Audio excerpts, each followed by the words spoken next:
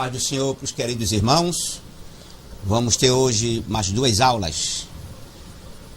Vamos ler o Salmo 139, o versículo 1, 2, 3 e 4, e depois o versículo 7 e 8. Leiamos então. Salmo 139, versículo 1. Senhor, tu me sondaste e me conheces.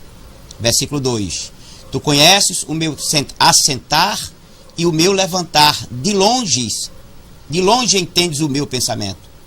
Cercas o meu andar e o meu deitar.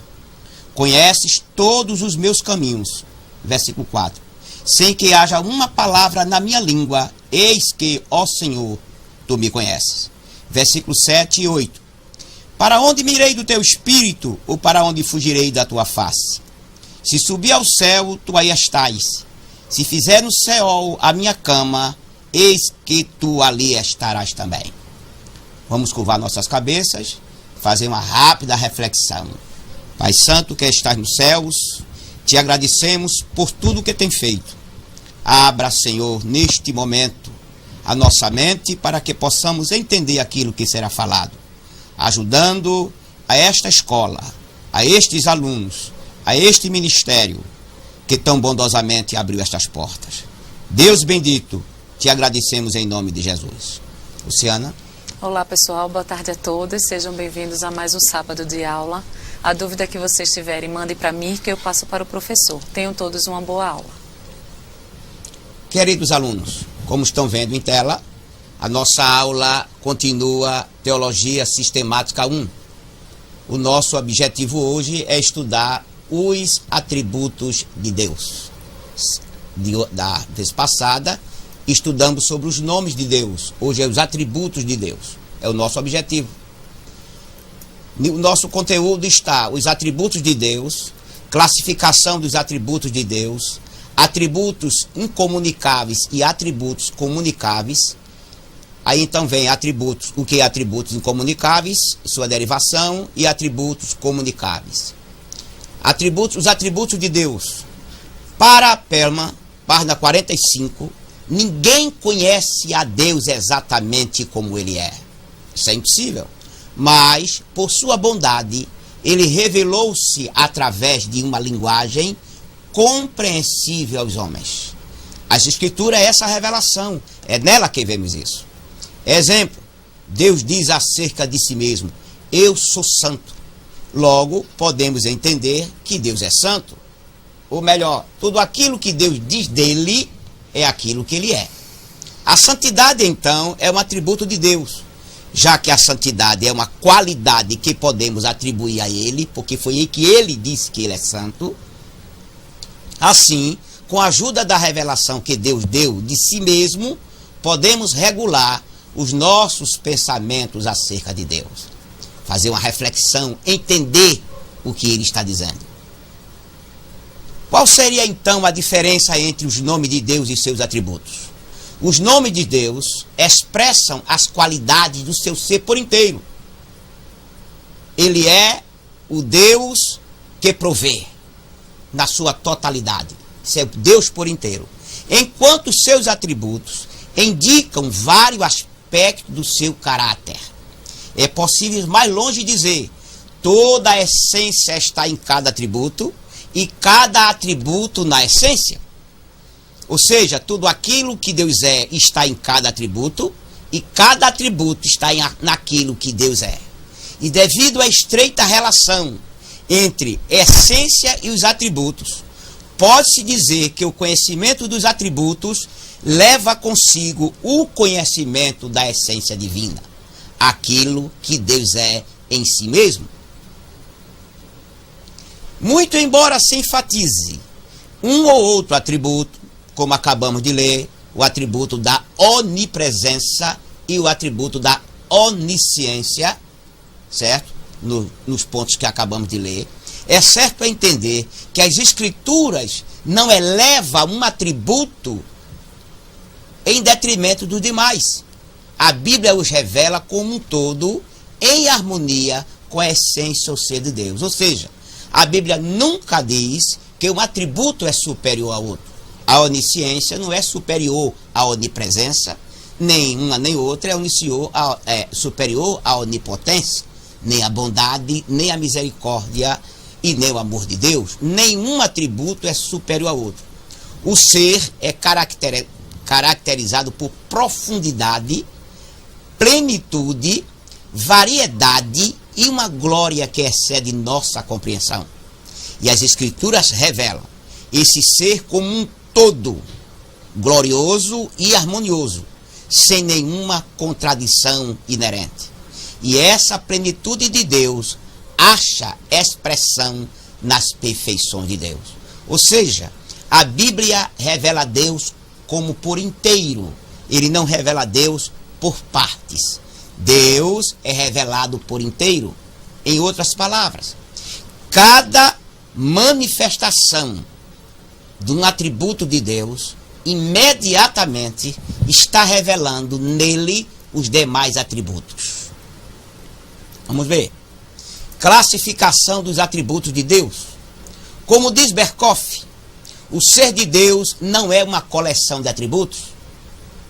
Não é o ser de Deus composto de partes, como se a onipresença, a onisciência e a soberania, a eternidade, a imutabilidade e todos os outros atributos se juntassem para formar Deus. Nenhum atributo, eles não é a coleção como uma coxa de retalhos. Não, senhor. Deus não é um quebra-cabeça montado a partir de seus atributos. Como também os atributos não são acréscimos do ser divino. Já estamos entendendo que atributo, essência e ser de Deus é um composto por inteiro. Mas cada atributo participa igualmente da essência divina. Deus é inteiramente e essencialmente amor, bondade, justiça, misericórdia e todos os demais atributos. Ele é por inteiro, completamente isto.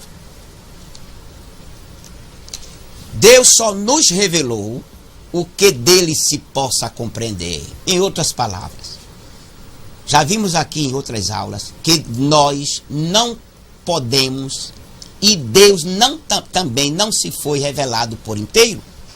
Deus só foi revelado aquilo que a nossa mente pode compreender. Nossa mente finita não pode compreender o infinito. Daí, Deus só nos revelou o que dele se pode compreender. Mas, talvez seus atributos nos facilitem uma melhor compreensão sobre ele. Vejamos então 3 classes de atributos. O A, as qualidades que caracterizam a Deus antes que alguma coisa existisse, e ou o que Deus é em si próprio, que não estão relacionados ao universo. Esses são os atributos não relacionados. Atributos que falam da natureza íntima de Deus. Aquilo que Deus é e que nós, de uma maneira ou de outra, sabemos, mas não podemos compreender. Letra B. Há também os atributos ativos, isto é, a sua relação com o universo, ou sua relação quanto ao universo. Por exemplo, ele domina o universo, é todo poderoso. Ele sabe tudo o que acontece no universo. Ele é todo ciência. Ele sabe do amanhã. Ele está em todo lugar. Onipresença. Assim, esses são atributos ativos. Quanto aos atributos morais, é aquilo que Deus é em relação aos seres criados por ele. Ou seja, os atributos morais são perfeições morais de Deus, em que nós, os homens, quando fomos criados por ele em Adão, ou Adão foi criado por ele, foi repassado para Adão esses tipos de atributos, mas como um dom. Quando houve o pecado, esses atributos, ou dons, ou perfeições do homem, elas ficaram pervertidas. Quando aceitamos Jesus como Salvador, esses dons dados ao homem, essas qualidades morais, vão se aperfeiçoando, como está escrito em Romanos 8:29. Aos que dantes conheceu, a estes, plural, predestinou para ser conforme a imagem do seu Filho, visto que a mensagem de Cristo Jesus é uma mensagem ética, moral. Tem alguma pergunta, Luciana? Terceiro ponto. Atributos incomunicáveis e atributos comunicáveis. O que é um e o que é outro. Deve-se ter em mente que nenhum atributo deve ser entendido como comunicável ao homem em sua totalidade. Nenhum atributo de Deus pode ser comunicado ao homem em sua totalidade. E os atributos incomunicáveis também não devem ser vistos necessariamente de forma tal a que venham deixar implícita a ideia de que o homem não pode sequer ter uma noção dos mesmos. Exemplo. Costumo dizer que Deus tem atributos, nós temos dons. Daquilo que Deus tem e daquilo que Deus é. O seu Espírito, como nós vamos ver na segunda aula, tudo tem também.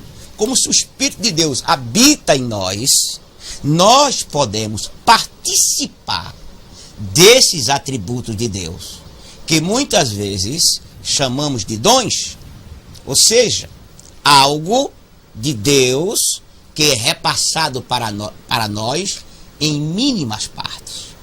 Veremos apenas 5 dos atributos incomunicáveis, que é a espiritualidade, a infinitude, a unidade, a imutabilidade e a independência, que são atributos de Deus.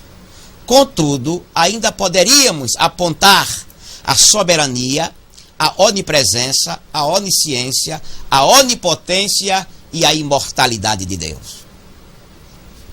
3.1. Atributos incomunicáveis. Sobre esses atributos de natureza íntima de Deus, Perman diz ou enumera a espiritualidade de Deus, sua infinitude, sua unidade, sua independência e imutabilidade. Vamos ver sobre espiritualidade.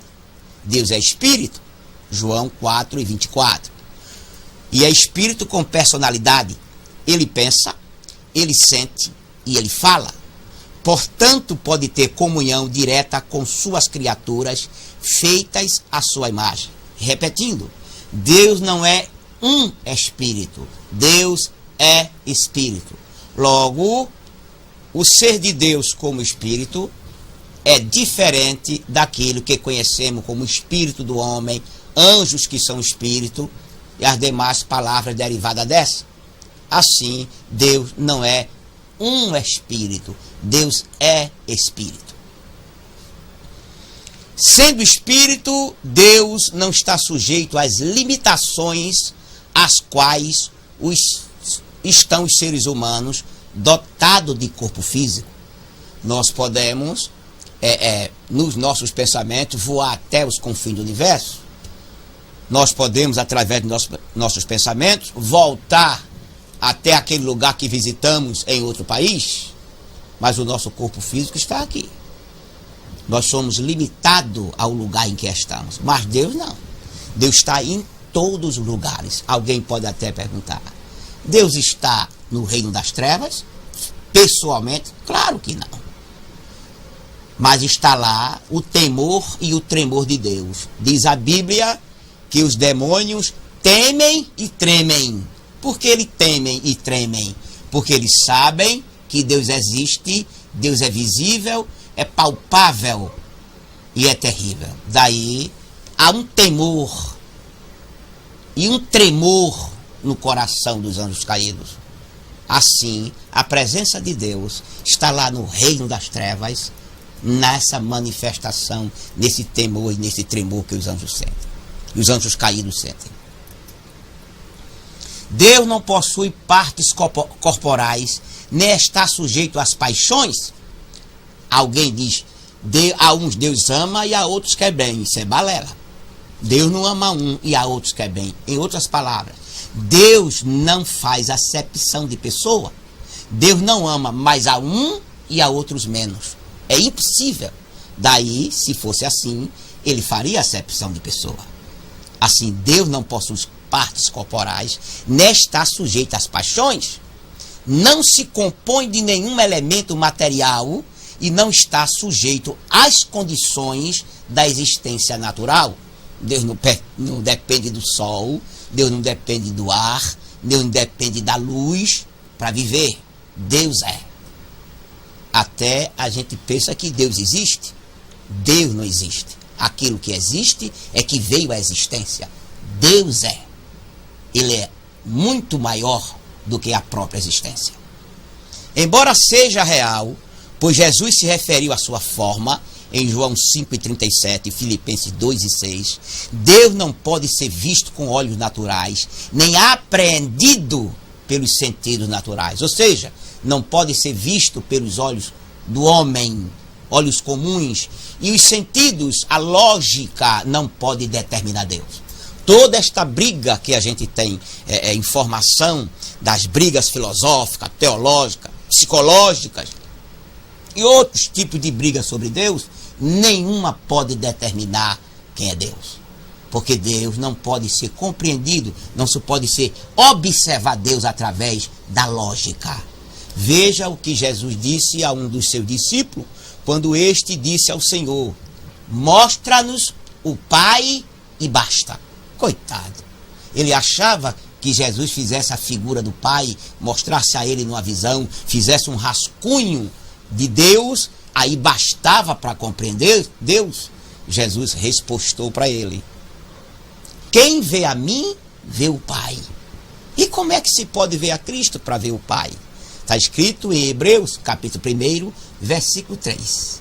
Ele, Jesus, é o resplendor da sua glória, tudo aquilo que Deus tem e que Deus é, e a expressa imagem da sua pessoa.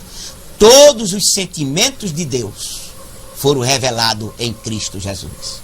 Assim, quando Jesus disse a Filipe, quem vê a mim, vê o Pai, ele estava se referindo a uma apreensão, a uma compreensão espiritual, a uma revelação do Espírito Santo. Por isso que ele perguntou a Jesus, porque ele não podia compreender a Deus, porque ele queria entender pela lógica, e isso é impossível. Quando João diz, ninguém jamais viu a Deus, João 1,18, Êxodo 33,20, e embora Moisés e certos anciãos viram a Deus, não implica contradição. Isso tem sido uma espécie de problemas para muitos crentes. Não, mas Moisés viu Deus, já tivemos até a oportunidade de falar isso aqui. Os anciãos viram Deus, a glória de Deus apareceu a Moisés. Observe, eu não posso raciocinar a Bíblia pela lógica humana. A Bíblia responde à Bíblia. João diz, ninguém jamais viu a Deus. E embora Moisés e certos anciãos viram a Deus, não implica contradição. João quer dizer que ninguém jamais viu a Deus como ele é. Então, toda manifestação que Deus deu através das Escrituras, da sua pessoa, está muito distante daquilo que Deus realmente é. Aquilo que os olhos humanos, os olhos dos mais santos profetas de Deus viram, ainda está muito distante daquilo que Deus é. O atributo da infinitude. Deus é infinito, isto é, não está sujeito às limitações naturais e humanas. Nós não podemos medir até umas ideologias por aí, dizendo que Deus tem uma altura de 1,85 m, seu palmo tem 21 centímetros, e essas besteiras que falam por aí. Mas a infinitude diz que Deus é infinito. Ele não está sujeito às limitações naturais e humanas. A sua infinitude é vista de duas maneiras. Em relação ao espaço, Deus caracteriza-se pela imensidade ou mensura. Primeiro livro de Reis, 8:27. Isto é, a natureza da divindade está presente de modo igual em todo o espaço infinito e em todas as partes que se possa conhecer. Já falamos disso anteriormente. E segundo, em relação ao tempo, Deus é eterno. Êxodo 15:18, Deuteronômio 33:27. Ele existe desde a eternidade e existirá por toda a eternidade. Não no sentido de que Deus está na eternidade, como já vimos. A eternidade deriva-se de Deus. Ela veio a existir porque Deus é. O passado, o presente e o futuro são todos como o presente e a sua compreensão. Ou melhor, neste momento, nós podemos ter certeza, segundo a Bíblia, de que Deus está no ontem, Deus está no hoje e Deus já está no amanhã. A Bíblia é tão tremenda nessa mensagem que ele, Deus, há 2.000 e há 3.000 anos atrás, revelou aos profetas o que vai acontecer no final dos tempos. O que acontece hoje na história da humanidade já está registrado na Bíblia, no mínimo, há 12.000 anos.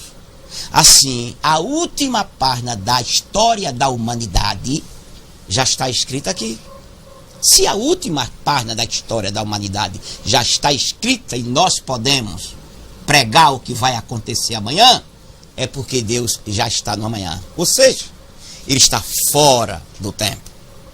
O tempo corre diante dele, o ontem, o hoje e o amanhã.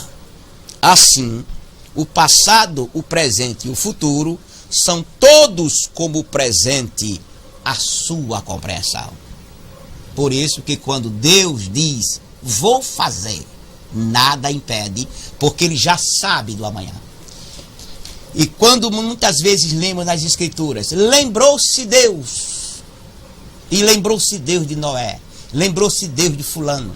Não é que Deus se esqueceu, é que Deus lá na eternidade passada determinou o dia que ia dar vitória a fulano, que ia dar resposta a fulano, que ia fazer aquilo que ele prometeu.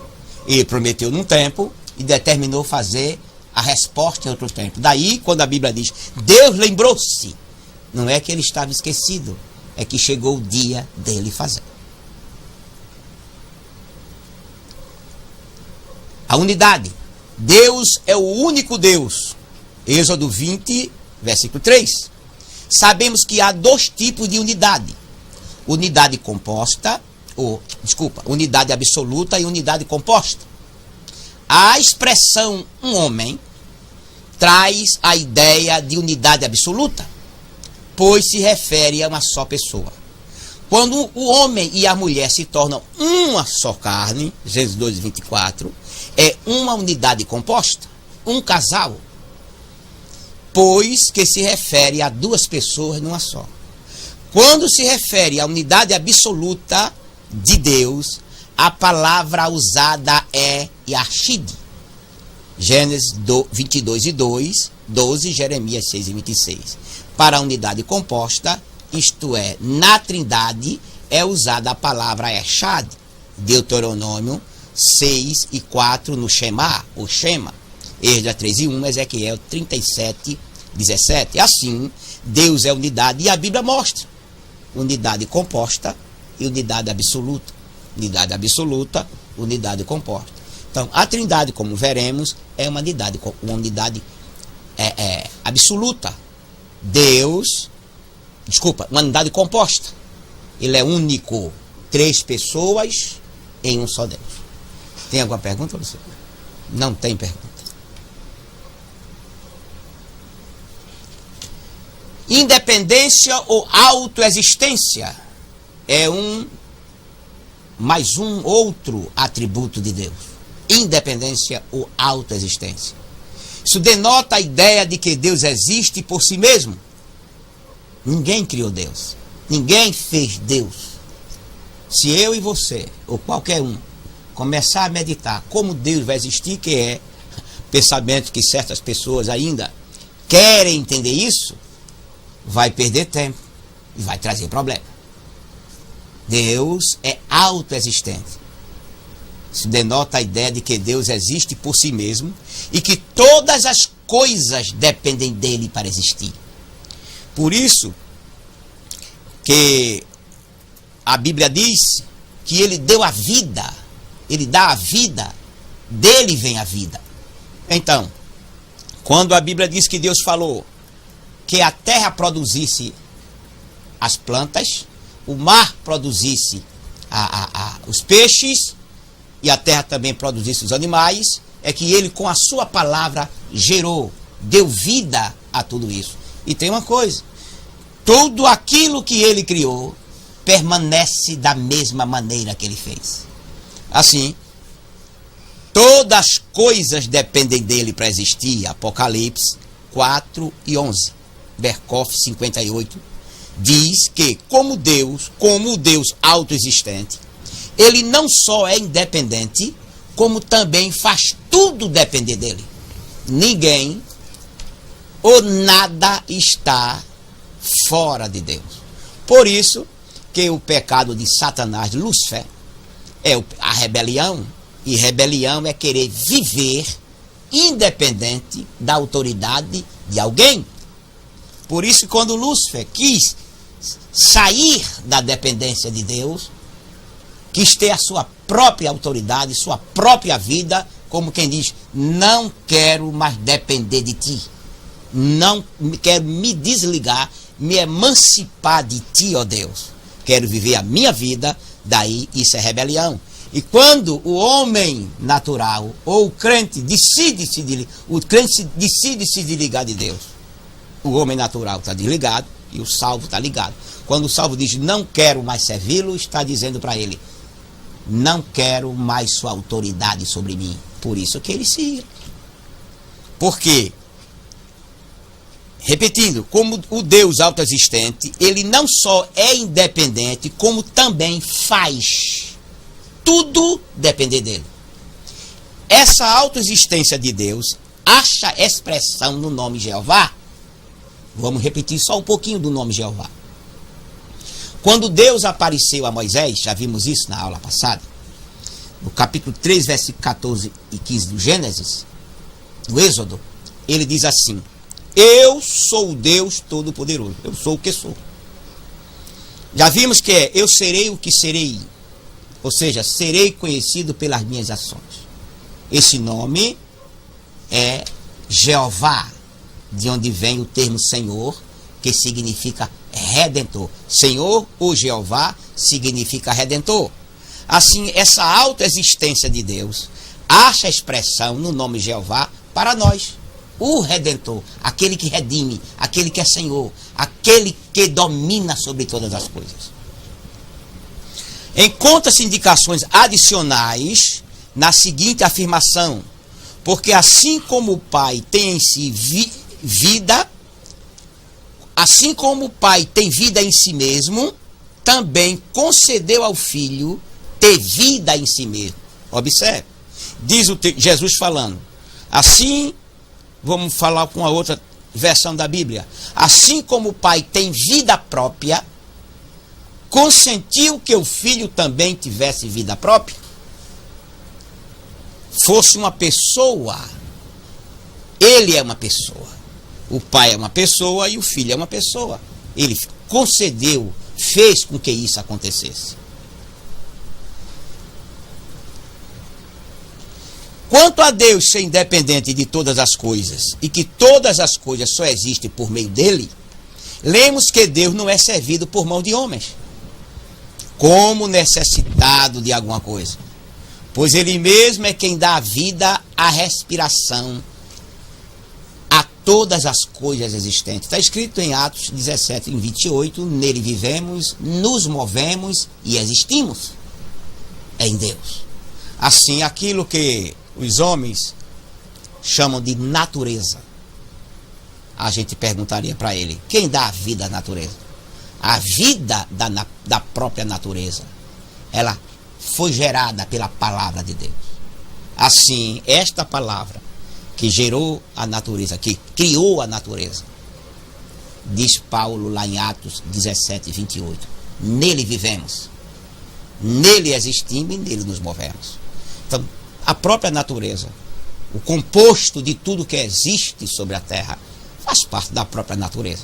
Não somente eu, você, como todos os seres animais, como os vegetais, o vento, tudo que existe, vivem dependentes de Deus. Assim como Deus é independente na sua existência, porque ninguém o fez, como já vimos, é independente nos seus pensamentos e desígnios ou decreto. Ou seja, quando ele decide fazer, não tem quem impeça. Ninguém pode impedir. Nós podemos tomar por base aquilo que ele fez com Sansão. Diz a Bíblia que Deus chamou a Manoá e lhe disse que iria gerar um filho e que ele seria juiz. Nós sabemos disso. E que Deus não queria que ele casasse com mulheres de outras nações. A própria lei exigia isso. Mas o Sansão queria. E diz o texto bíblico, e Deus empurrava Sansão. Era como se Deus jogasse Sansão nos braços da Filisteia. Por quê? A índole de Sansão era aquela. E para mudar índole, Deus não muda. A pessoa muda a sua índole. A pessoa se converte. Se alguém se converter de seus pecados, certo? É eu que decido me converter quando eu tenho a iluminação da palavra de Deus. Aí eu decido fazer. Então Sansão não queria, mas Deus disse, você vai libertar. E ele não fez como Deus queria que fizesse. Deus queria que Sansão casasse com uma hebreia ou israelita, tivesse seu lar, tivesse seus filhos, gerasse filhos, não é? Porque o que era que os hebreus queriam muito era que o nome dele fosse perpetuado nos filhos. Sansão não teve isso. Daí Sansão não fez como Deus queria, mas fez o que Deus queria. Perdeu a vida e não ficou sua memória em relação aos seus descendentes, mas fez o que Deus queria. Então, o desígnio de Deus é feito. Quando Deus diz, olha querido, olha amado, você vai fazer de uma maneira ou de outra, aquilo precisa ser feito. Logo, Deus existe independente de tudo e faz com que tudo que existe dependa dele. Atos 17, 28. Tem alguma pergunta? Não tem nenhuma pergunta. Esperamos pelo menos uma. A imutabilidade. Conforme Severino Pedro da Silva, que dormiu no Senhor o ano passado, página 81, no seu livro Quem é Deus? Imutabilidade em relação a Deus significa aquele que nunca muda. Hebreus 6 e 16. Deus não pode mudar. Se Deus mudasse, como vamos ver, para melhor, ele não era perfeito, porque ele se tornaria melhor. Não há gradação em Deus. Ele não progride em nada e nem regride. Ele é. Por isso que nós escutamos os queridos irmãos pregar. Para cima, para os lados, para trás, para baixo, não existe espaço. Todo ele é ocupado por Deus. E por conseguinte se entende que ele nunca muda em natureza. Isso é que é interessante para nós. Quando nós conhecemos isso de Deus, nós passamos a confiar em Deus. Porque sabe que ele, quando diz algo, ele não pode voltar atrás. Quando Deus faz uma promessa, ele não pode voltar mais atrás. Conquanto que existem dois tipos de promessa. A promessa condicional e a promessa condicional. Uma promessa incondicional, quando Deus faz uma promessa incondicional, significa sem condições. Depende só de Deus. O mar seca, querido. O céu se enrola, chove canivete, morre alguém, Deus traz a vida, mas ele cumpre. É a responsabilidade unicamente de Deus. Deus fará com que a pessoa trilhe o caminho para acontecer. Chama-se promessa incondicional. É aquela promessa que ele fez a Abraão. Vou dar esta terra à tua descendência. E ele vai dar. O Israel está habitando em Canaã. Israel será a nação no reino milenar dominadora do mundo. Porque Deus fez essa promessa. Assim, ele não pode mudar. Promessa incondicional. Não depende de mim nem de você para ele cumprir essa promessa. Se você tem uma promessa incondicional, dê um glória. Agora, se a promessa é condicional, ou seja, se você fizer assim, se você andar assim, se você fizer como deve ser feito, eu faço. Então, aí é uma condição. Deus só faz se você cumprir sua parte. Você cumpre sua parte e Deus cumpre a parte dele. Chama-se promessas condicionais. Assim, ele é sempre o mesmo em qualquer dimensão. Ele não pode melhorar. Por quê? Porque ele é perfeito. Deus é imutável, tanto em seu ser como em sua sabedoria. Poder, santidade, justiça, amor, verdade e retidão. Nada disso se aperfeiçoa. Em outras palavras, a sabedoria de Deus não pode ser aperfeiçoada. O poder de Deus não pode melhorar, nem a sua santidade, nem a sua justiça, nem o amor pode ser melhor do que já é. Deus não pode ser mais verdadeiro do que é, nem mais perfeito ou reto do que já é. O tempo jamais poderá desgastar a natureza plena de Deus, nem a sua bondade e nem seu amor. Deus, portanto, não retrocede e nem progride.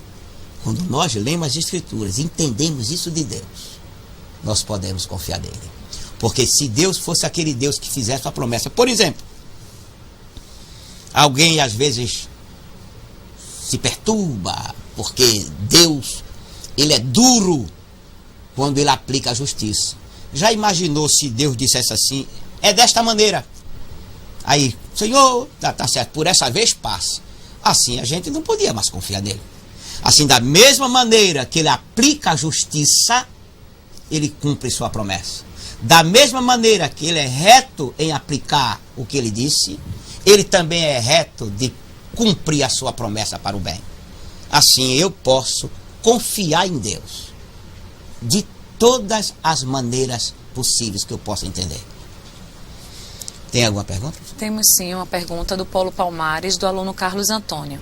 A expressão bíblica, terei misericórdia de quem eu tiver misericórdia, Romanos 9,15, parece revelar uma certa indiferença de Deus em relação a algumas pessoas. Sabendo que Deus não faz acepção de pessoas, como entender esse texto? Querido, isso é uma pergunta. Quando a gente lê todo o contexto, às vezes nós vamos entender que Deus está sendo sarcástico.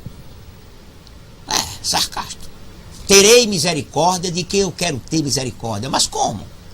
Quando a pessoa se arrepende no íntimo da sua alma. Quando há arrependimento no íntimo da sua alma. Quando há uma confissão. E quando há uma confissão, então há um perdão. Então, ele tem misericórdia de quem quer ter misericórdia. Porque se eu for pensar que todas as pessoas que erram, Deus escolhe quem quer ter misericórdia, eu estou apelando para a predestinação irrestrita. Vai de encontro a outros textos bíblicos. Mas terei misericórdia de quem eu quero ter misericórdia. Por exemplo, entre nós, os evangélicos, eu, pelo menos, já passei de 38 anos que voltei para a igreja, e tenho visto pessoas com problemas, e parece que nem existe problema na vida dele. E outros que nem parece ter problema, mas a vida é um problema. Então, Deus não julga ninguém por aquilo que nós vemos. Deus julga a raiz do problema. Quando alguém comete uma falha diante de Deus, eu e você imediatamente percebemos a falha, e segundo a Bíblia, ele está acabado. Biblicamente, quando eu enxergo, porque eu só posso julgar aquilo que eu vejo, mas Deus julga a raiz. Por que ele cometeu? Qual foi a razão desse pecado? O justo juiz, ele não julga apenas segundo a obra. Para ele julgar a obra, primeiro ele vai para a raiz, como começou. Daí, ele pode dizer, tenho misericórdia de quem eu quero ter misericórdia. E ele só tem misericórdia para salvar daqueles que se arrependem e pedem perdão. Amém? Tem outra? Não.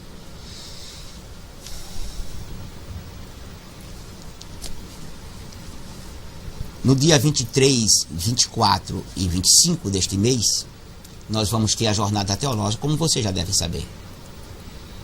E acredito que este ano o professor Alcio Salles e o professor Ebenezer terão seus livros lançados. E um dos livros de Ebenezer é Refutação à Predestinação Irrestrita, esse tipo de coisa. Os irmãos, quando saírem, adquiram, que vocês vão ter um tesouro nas mãos de vocês. Então, observação. Existem algumas passagens bíblicas que apresentam uma possível mudança em Deus. E Deus se arrependeu, não é?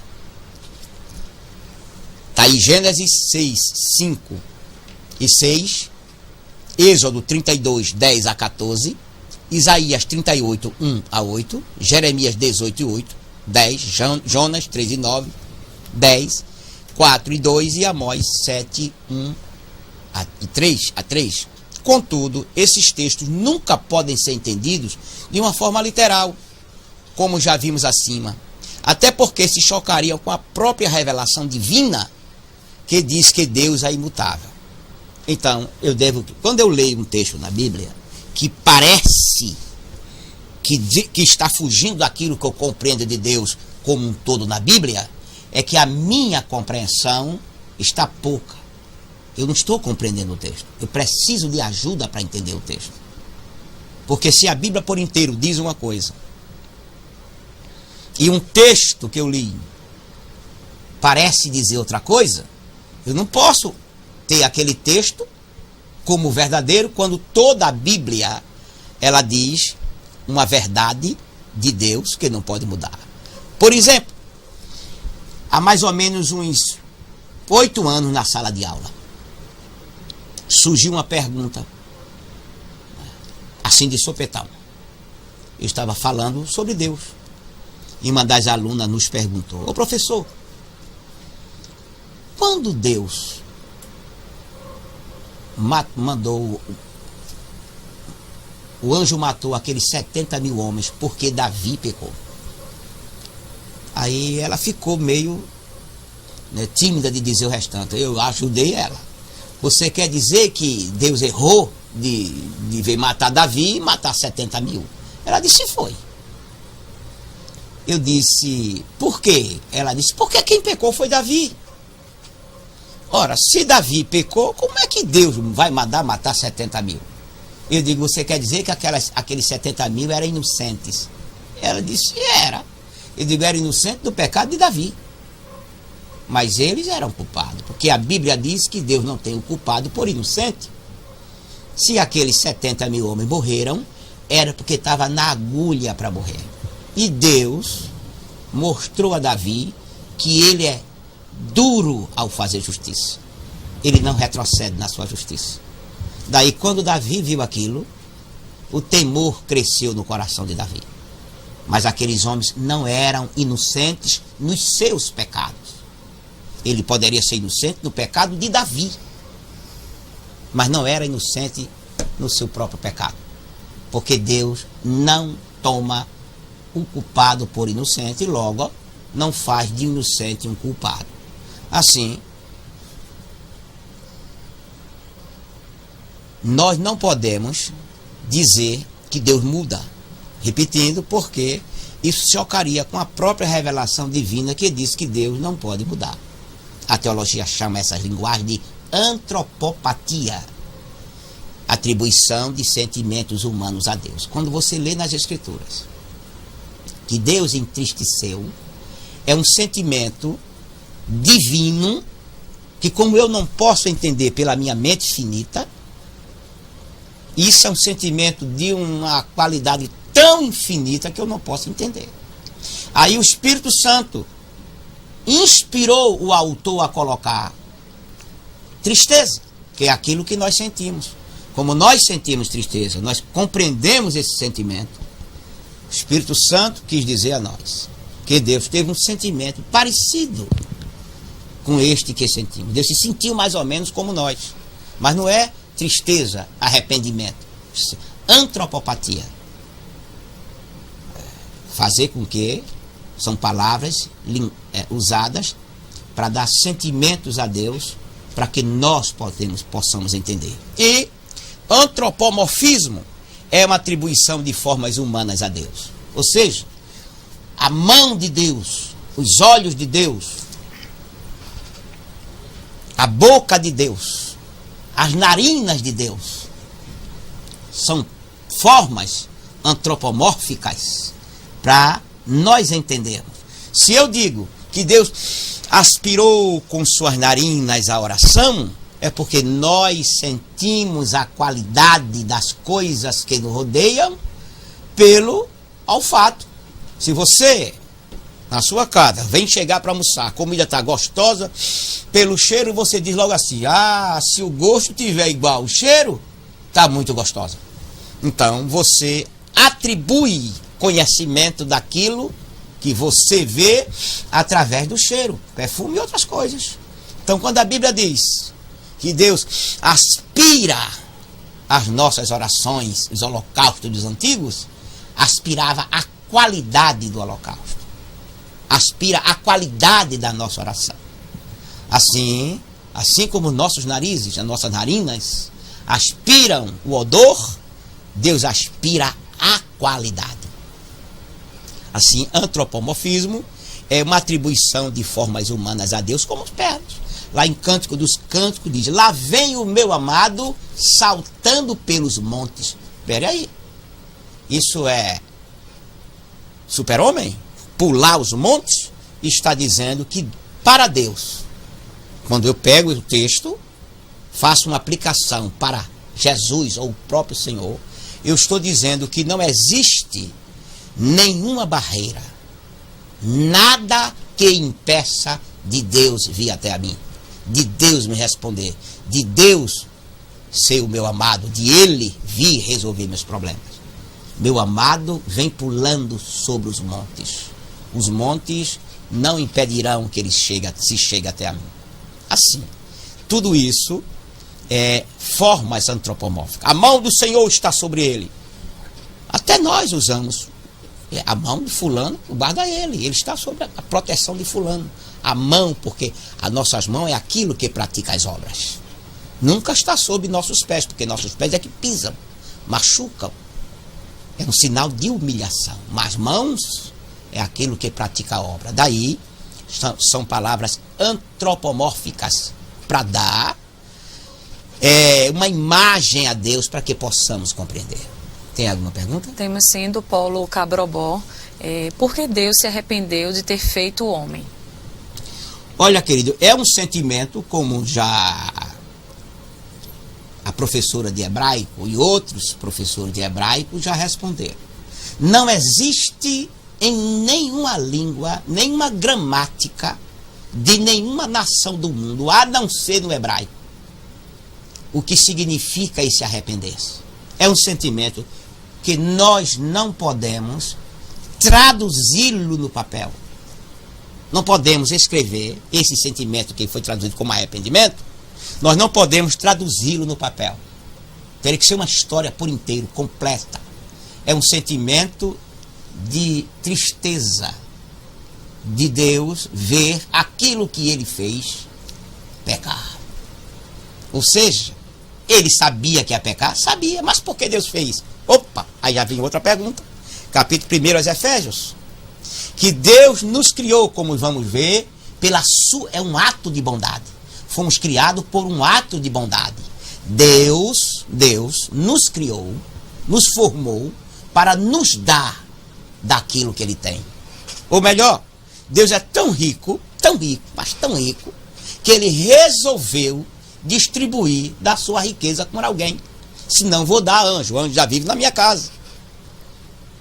Não vou dar a serafim, nem a querubim, nem a arcanjo, nem aos anjos comuns. Não, eu vou dar a um outro tipo de criatura. Vou fazer uma criatura e para ela ganhar daquilo que eu quero lhe dar, ela precisa passar por uma capacitação, fazer um teste.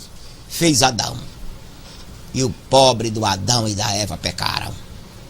E agora Deus estipulou que para ganhar, conquistar do que Ele prometeu, tem que se esforçar. Daí, não é que Ele esperava que o homem não pecasse. Claro que Ele esperava, Ele sabia. Mas quando aconteceu, Ele ficou triste. Porque se o homem não tivesse pecado, ou melhor, alguém diz, mas por que o homem pecou? Deus já fez o homem com defeito? Não. Deus fez com livre-arbítrio, mas deu a ele sinais de que ele não poderia ultrapassar. Não coma do fruto. Uma palavra, desobedeceu, pecou, acabou-se. Então, ao fazer isso, ele pecou e Deus ficou triste. Mas essa tristeza de Deus é recompensada pela alegria do seu povo que tem seguido a Ele por fé. Tem outra pergunta? Temos sim, do Polo Goiânia, do aluno Jeremias. Em João 5,26, parte B. A vida em si mesma, referente a Jesus, o torna independente. Em que sentido? Tendo em vista que ele se sujeita ao Pai em vários versículos. Por exemplo, João 5,30. Muito bem. Muito bem. Escute. Quando a gente lê em Filipenses capítulo 2, versículos 5 e 6, diz, tendo em vós o mesmo sentimento que houve também em Cristo Jesus, que sendo em forma de Deus, ou seja, Cristo, o homem Jesus, não teve por usurpação ser igual a Deus. Em outras palavras, aquele homem que palmilhou as terras da Palestina era totalmente Deus e totalmente homem. Totalmente homem antes do pecado, sem natureza pecaminosa. Então a gente pode ver que Jesus submeteu-se a Deus inteiramente. Ou seja, disse, resolvi que o meu Deus, o meu Pai, é quem vai mandar em mim. Os seus atributos ele não poderia usar, veja bem, não teve por usurpação ser igual a Deus. Assim Jesus Cristo era homem e era Deus. Essa vida em si mesmo é a vida humana que lhe foi dada. Deus tirou dentro do seu ser a sua palavra e formou para ele um corpo. Aquele corpo era homem e era Deus. Deu-lhe vida. Mas Jesus, como homem, obedecia. Porque o homem tem que obedecer. Mas como Deus, lhe era, muitas vezes, facultado de praticar alguma obra divina. Por exemplo, ele aceitou a adoração de demônios. Ele aceitou a adoração da mãe de Tiago e João no capítulo 20 de Mateus. Ele perdoou os pecados do homem, do tetraplégico de lá de Marcos 2. Assim, nós vemos em várias partes do Novo Testamento Jesus praticando atos que só Deus faz. Ali mostra que é Deus. Mas quando enfrentava Satanás, quando enfrentava as vicissitudes da vida, quando enfrentava os problemas da vida, feito nós enfrentamos, aí era o homem que enfrentava.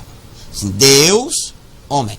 Quando você lê, muitas vezes, ele dizendo que obedece ao Pai, ali o homem está obedecendo. É a obra que está em vigor. Era uma obra conjunta. O Pai, o Filho e o Espírito Santo fazendo uma obra. E o homem que estava nele, no homem chamado Jesus, o fazer esta obra, obedeceu inteiramente. Não é isto que ele disse lá, se não me falha a memória, junto ao poço de Jacó? Uma comida tenho para comer, é fazer a vontade do meu Pai. Sabe quem foi que disse aquilo? Foi Deus? Aquilo foi o homem chamado Jesus. Assim, lhe deu vida própria. Agora, Cristo está tem um corpo, é este corpo que ele ressuscitou, está sentado no trono de Jeová. Jeová está dividindo com Jesus o governo de todas as coisas. Assim, vida própria, ele adquiriu quando o Pai o gerou. E quando ele se fez homem, Deus humanizado, e o homem ali. O homem obedecia a Deus, e Deus, no homem, perdoava pecado, recebia adoração. Certo? Tem mais outra pergunta? Tem sim, do Paulo Cabrobó. Professor, existe alguma referência bíblica que mostre que os 70 mil morreram por pecados próprios? Não existe nenhuma. É como falamos no princípio.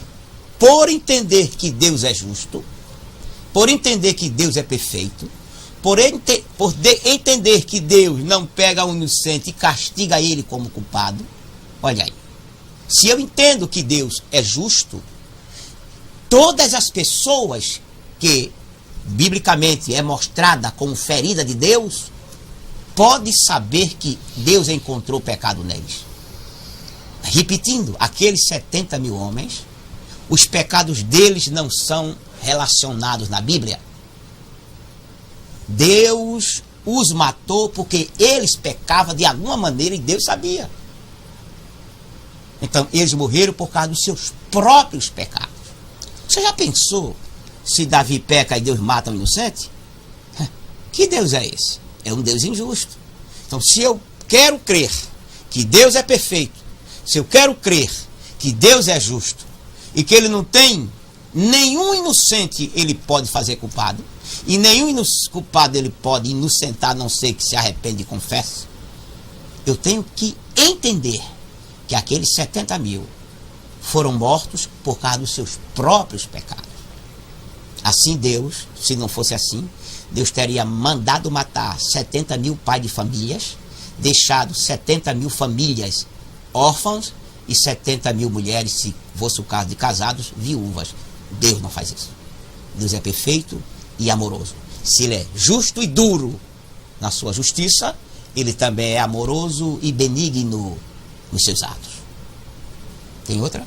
Temos sim, do Paulo Palmares, do aluno Carlos Antônio. Em Zacarias 14:4, diz que Cristo porá seus pés no Monte das Oliveiras, a ponto de fendê-lo. É literal ou alegórico? Literalíssimo.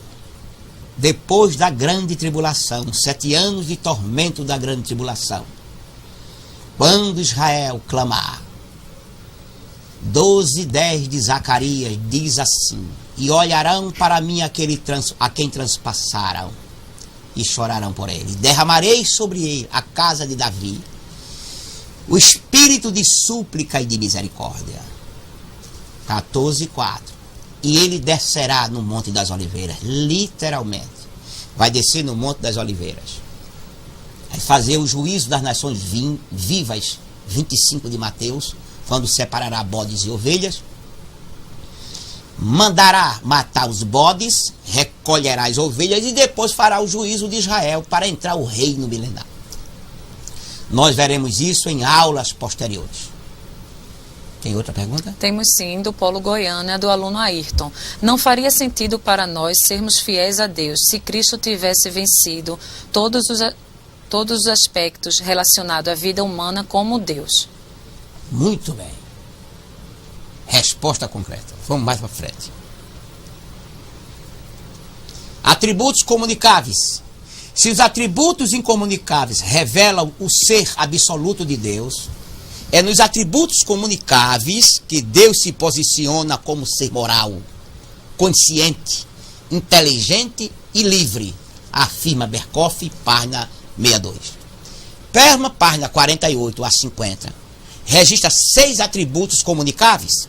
São eles: santidade, nós podemos ser santos. Justiça, nós podemos praticar justiça divina se nós dermos lugar ao Espírito. Fidelidade, nós podemos ser fiéis. Misericórdia, nós podemos ser misericordiosos. Amor, nós podemos ser amorosos. E bondade, nós podemos ser bondosos. São atributos comunicáveis que, pelo Espírito Santo que mora em nós, isso pode atuar nos frutos do Espírito ou então como um dom. Os atributos comunicáveis são mais fáceis de serem compreendidos pois partilhamos deles em nossa vida diária. Através deles, Deus se revela como um ser de alta personalidade moral. Referente, repetindo, aquilo que foi perguntado. Os 70 mil. Se Deus não fosse um ser de absoluta personalidade moral, se ele não fosse, ele poderia matar o homem sem pecado, simplesmente por prazer de matar. Quero matar e acabou. Deus não faz isso. Deus é perfeito. Há uma linha, queridos, a ética, a moral, existe uma linha que Deus não pode ultrapassar. Um ser moral não pode ultrapassar a linha da moral. Santidade. Deus é santo. A santidade de Deus significa a sua absoluta pureza moral. Ele não pode pecar nem tolerar o pecado. Observe. Nós sempre gostamos de dizer, Deus não peca. Deus não aborrece o pecado. Esse não peca é porque ele é santo. O percentual dessa santidade é o mesmo percentual da sua pureza. O mesmo percentual da pureza é o mesmo percentual da sua justiça. Daí ele não peca e nem tolera. O mesmo percentual de ele não pecar é o mesmo percentual dele não tolerar o pecado. Por isso, segundo a Bíblia, nós podemos dizer que ele é santo. Assim, o termo santo do hebraico kadosh, do grego rágio, transmite a ideia de cortar, separar. Ou seja, Deus está cortado, separado do pecado. Ele não pode pecar. Porque se ele é perfeito, se ele é puro, ele não pode praticar a imperfeição. Não pode praticar a impureza. Por isso ele está totalmente separado dessas coisas. Além de estar separado, não é que ele usa muitas vezes a expressão de um pai, quando vê o filho entrar por certos caminhos, né? O bichinho. Mesmo assim, ele é meu filho, eu protejo ele. Se alguém procurar ele para fazer algum mal, eu guardo ele. Deus também guarda, porque quem castiga é Deus. Deus tem tudo sob controle. Se ele aparentemente parece proteger um culpado, lembre-se, se o culpado não se arrepender dos seus pecados, seu dia chega. Porque ele não pode tolerar o pecado. Aí onde ele diz, tenho misericórdia de quem tem. E por que ele está dando tempo? Porque ele sabe por que dá tempo. Ele lê o homem por dentro. No salmo que lemos hoje, Salmo 139, versículo 1, o salmista diz, tu me sondas e me conheces. A palavra sondar aqui é colocar pelo avesso. Davi estava dizendo, Senhor, me põe pelo avesso. Tu me tem botado eu pelo avesso. E observado-me. Se tiver algum problema em mim, me cure. Observe o que eu vou dizer agora. Às vezes eu gosto de exemplificar esse primeiro versículo do Salmo 139 com a costureira. Tem costureira e costureiras. A costureira perfeita, ela não deixa uma ponta de linha solta por dentro da roupa. E quem conhece roupa, quem conhece de roupa, pode perguntar. Se conhece uma roupa bem costurada, por fora ou por dentro, toda pessoa que conhece vai dizer por dentro. Por quê? Porque dentro se apara, se amarra, se tira todo o pedaço de linha solta. Então, as roupas são conhecidas e são perfeitas por dentro. Mesmo assim é o que o salmista está dizendo. Senhor, me põe pelo avesso. Agora estou exemplificando. Como uma costureira bota a roupa pelo avesso e sai cortando as pontas de linha. Para eu ser tão perfeito por fora, porque ele vai sair de dentro. Porque eu só posso ser perfeito pelo lado de fora. Se eu posso aparentar alguma coisa pelo lado de fora, querido, tem que vir de dentro. Se eu praticar alguma coisa boa pelo lado de fora não vier por dentro, isso é hipocrisia. Daí, Deus é puro e Deus santo. E é santo. Assim, a ideia de cortar. Eu não tolero o pecado. diz Deus. Então, eu e você não pode tolerar pecado. Tem pessoas que gostam de lá e de cá, não é? As pessoas que sempre têm alguma coisa mundana para fazer parte do seu repertório, de suas conversas, porque ele ainda não está muito distante da fronteira do mal.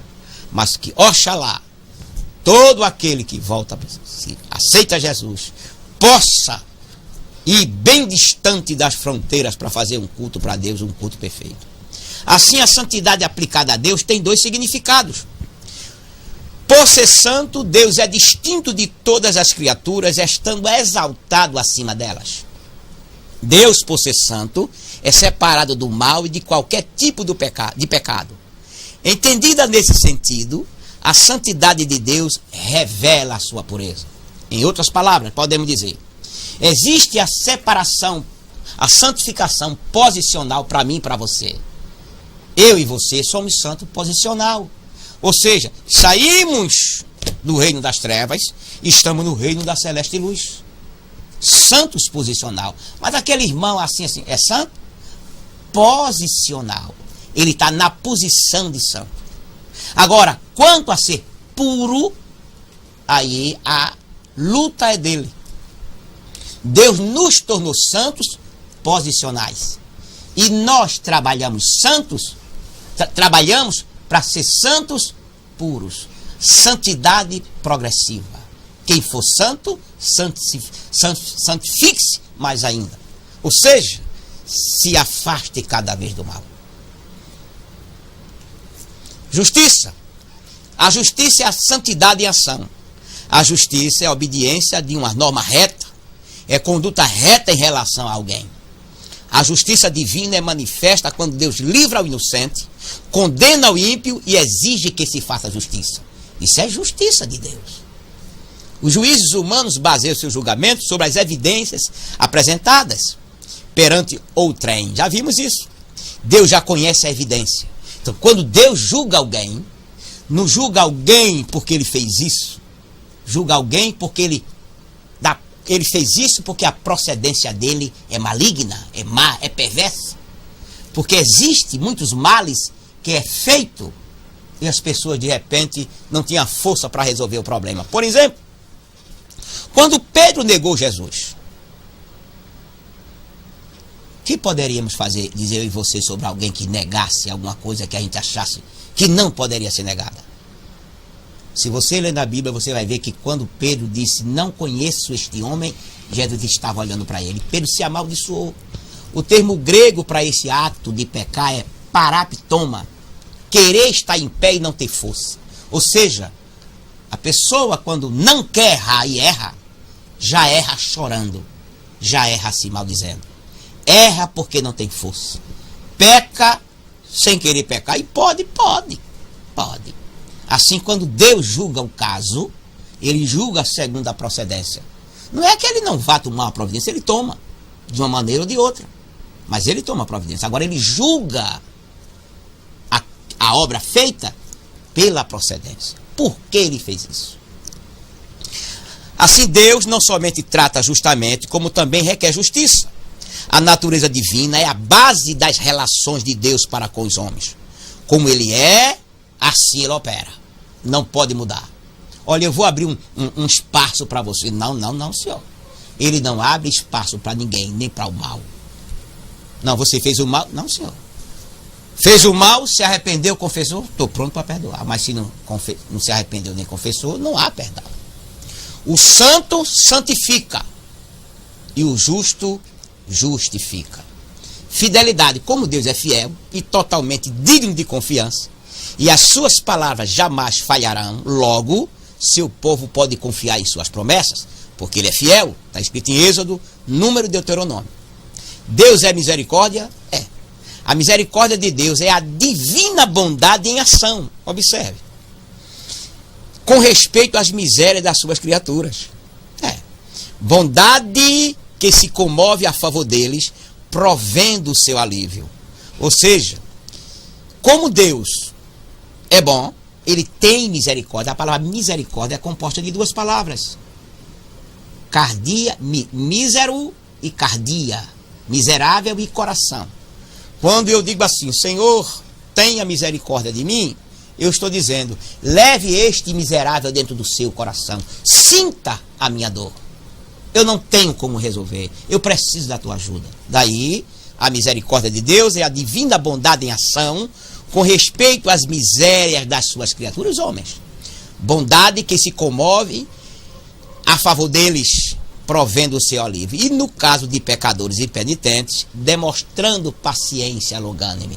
Essa paciência que Deus tem com os pecadores faz parte da sua misericórdia. A misericórdia de Deus manifestou-se ao enviar Cristo ao mundo.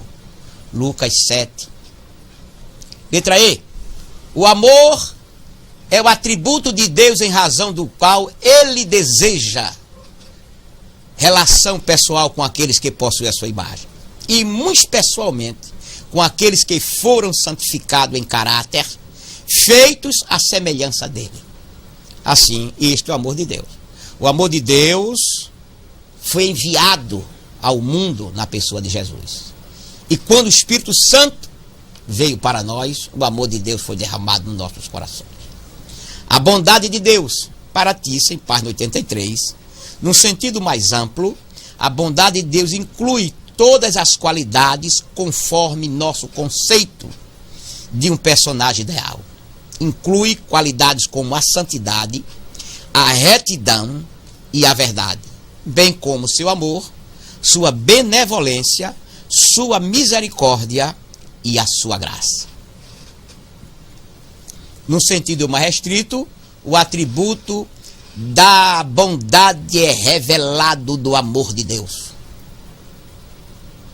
O atributo da bondade é revelado.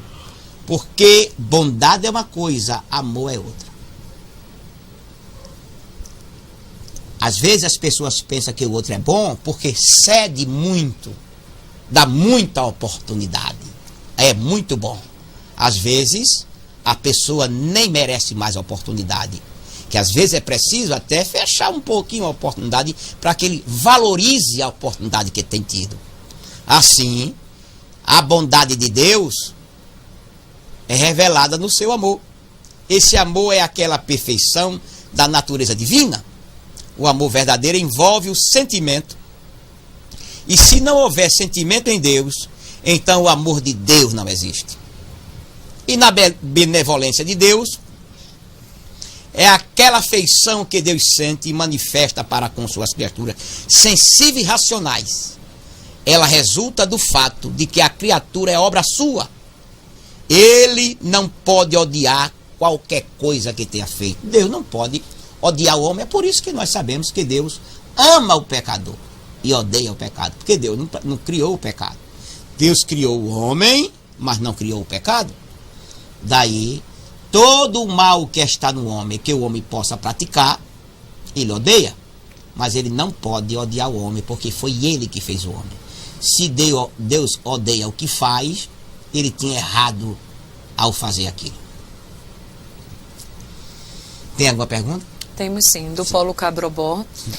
Não colocou o nome ao aluno. Professor, o povo que morreu no dilúvio estavam todos em pecado, lembrando que havia crianças entre eles. Sim. Observe, às vezes, até quando olhamos nessas histórias, uma criança ser morta, querido, eu voltei para o Evangelho fazem 38 anos, pouco mais. Há uns 42 anos, 43 anos, eu assisti um filme. Foi a Bíblia, o nome do filme. E no filme, a destruição de Sodoma e Gomorra.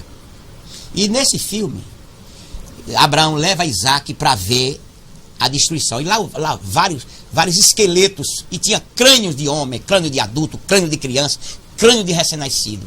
Aí Isaac olha um crânio de um recém-nascido e diz: papai, ele matou até as criancinhas? Aí quando Abraão ia responder, aí Abraão olha, vê sair do crânio do adulto uma serpente venenosa e entrar no crânio de uma criança. Qual o sentido moral? A criança se tornaria um adulto perverso, um adulto pecaminoso. Então, antes que acontecesse isso, Deus matou. Deus fosse esperar a criança crescer, se tornaria um adulto pecador. Então Deus fez um trabalho antecipado não é? Que ele entendeu muito bem porque fez isso. Agora, para finalizar, temos a misericórdia de Deus já vista acima, a graça de Deus.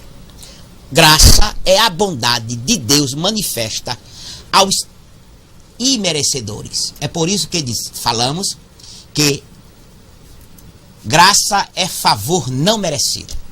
A graça diz respeito ao pecador como culpado, enquanto que a misericórdia diz respeito a ele como miserável. Ou seja, o pecador, para ser salvo, a graça veio. E a salvação veio para ele por misericórdia. Concluindo, o exercício da graça, como da misericórdia, é opcional da parte de Deus. Daí, ele ter que ser santo em todas suas ações. Logo, Deus é perfeito em todas as coisas que fazem. Luciana? Encerrou? Encerrei. Pronto, vamos ter um pequeno intervalo agora de 20 minutos e retornaremos com a segunda aula. Tá bom.